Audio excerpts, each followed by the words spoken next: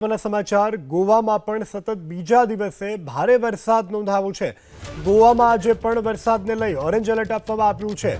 ગોવા પર્યટન સ્થળ કે જ્યાં ફરી એક વખત કમોસમી વરસાદે દસ્તક દીધી છે। ચોતરફ પાણી જ પાણીના દ્રશ્યો ગોવામાંથી નજરે આવી રહ્યા છે। ખાસ કરીને અહીં આવતા જે પ્રવાસીઓ છે તેમને પણ ભારે હાલાકીનો સામનો કરવો પડી રહ્યો છે। સ્થાનિકોને પણ ભારે હાલાકીનો સામનો કરવો પડી રહ્યો છે। વાહન ચાલકો, રાહદારીઓ અને જનજીવનને પણ ભારે વરસાદને કારણે વ્યાપક અસર થવા પામી છે। તો ગોવાના દ્રશ્યો બતાવી રહ્યા છીએ અમે આપને કે જ્યાં આજે સતત બીજા દિવસે ભારે વરસાદને કારણે ઠેક ઠેકાણે પાણી ભરાવાની સમસ્યા સર્જાઈ છે।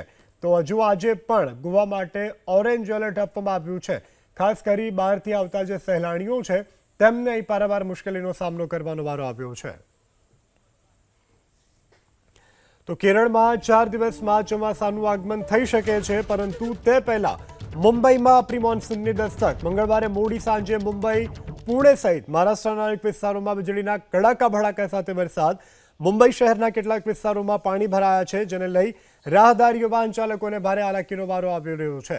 મંગળવારે સાંજે 3 કલાકમાં જોગેશ્વરીમાં 2.5 ઇંચ સુધી વરસાદ ખાબક્યો છે, જ્યારે અંધેરી, માલપા અને ડોંગરીમાં 2.25 ઇંચ વરસાદ। અંધેરી પૂર્વના વિસ્તારમાં 1.5 ઇંચ વરસાદ ખાબક્યો છે, તો ભાંડુપમાં પણ 1 ઇંચ અને ટેમ્ભી પાડા વિસ્તારમાં પણ 1 ઇંચથી વધુ વરસાદ ખાબક્યો છે।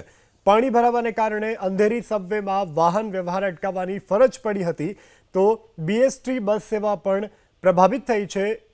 સબવેમાં એક બસ ફસાઈ હતી, તો આ તરફ પુણેમાં પણ ભારે પવન સાથે વરસાદ ખાબક્યો છે। એરપોર્ટના ટર્મિનલ 1 પાસે વરસાદી પાણી ભરાયા છે, સાથે ગટરના પાણી પણ ઓવરફ્લો થયાના દ્રશ્યો સામે આવ્યા છે।